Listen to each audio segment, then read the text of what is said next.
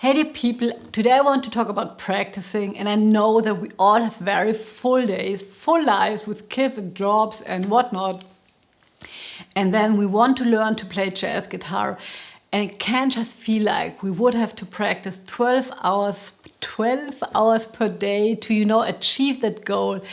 And it can be kind of frustrating if we think about it like this, right? And I'm for sure honest.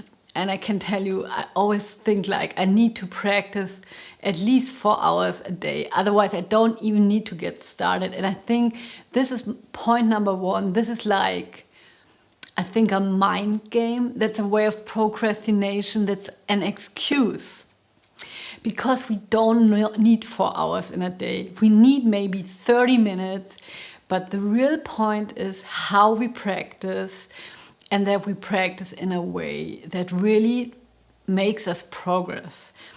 And so the first thing that you have to be very honest with yourself is, are you practicing or are you noodling or even playing? So just to make a difference between practicing, and that really means working on stuff that you can't do. Or just like playing the guitar, playing the same songs over again, playing with the same jam tracks, maybe watching some YouTube videos. That's not practicing. But practicing is there where we sometimes can feel shitty. And because we can't do something, it can be strange for our ego to understand there is something we can't do. So we might consciously or subconsciously avoid it. And the big thing and the really tricky thing is, second of all, is to understand we're ourselves sometimes lying to ourselves. Not because we want to, but because it's just like how we think about ourselves, our practice routines.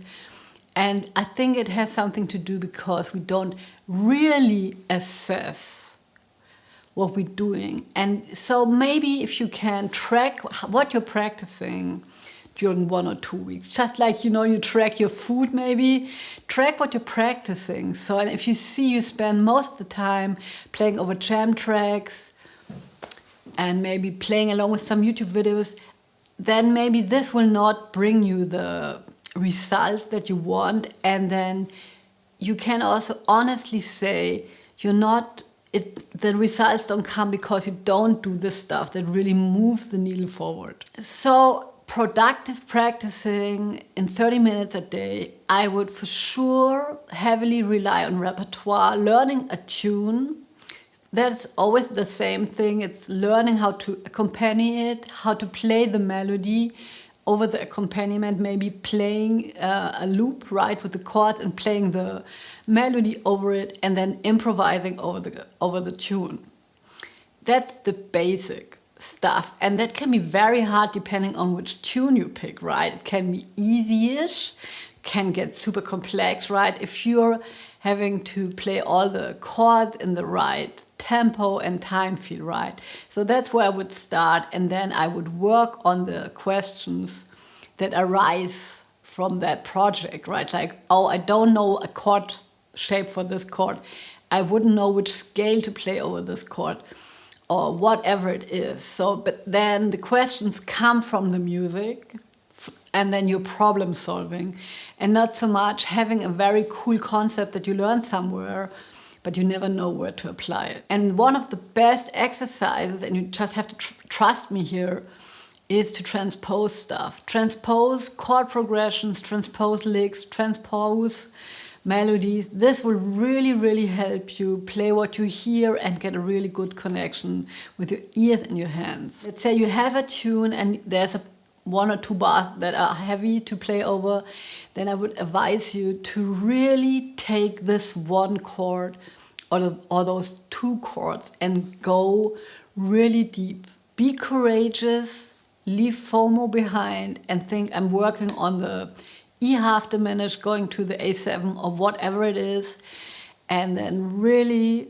playing the chord, hearing the chord, maybe playing the arpeggio and going really deep in the sound of those 2 chords that stem from the tune maybe, And then transpose those two chords and just like trust the process and do that for a couple of weeks and come back to it. And you can do that in 30 minutes. The question is just like, how can you get yourself in that place, to that place every day where you would practice for 30 minutes on stuff that's hard? And in my opinion, this is the only question that matters.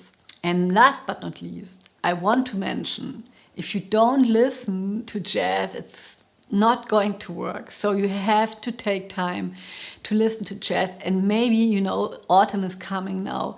Maybe you can find yourself a really nice ritual. I think, if I'm talking about myself, sometimes I think we're all yearning for some like media-free time, you know, not scrolling on the smartphone, not watching something on the screen, but just like, you know, make some tea, make a coffee, make some tea, have a nice lighting, have a blanket, put on your turntables, you know, listen to a record.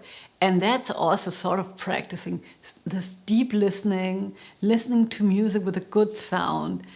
And yeah, get inspired by that, because I think also sometimes we sort of get so distracted and we lose the focus. We know that we want to learn guitar or music or to play jazz, but maybe we know it, but we don't feel it anymore.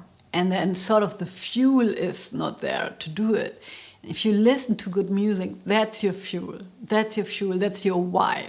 So I hope this is helpful. I'm going to be back with a new video next Sunday, and it's possibly going to be some nice Peter Bernstein chords. Enjoy! Bye.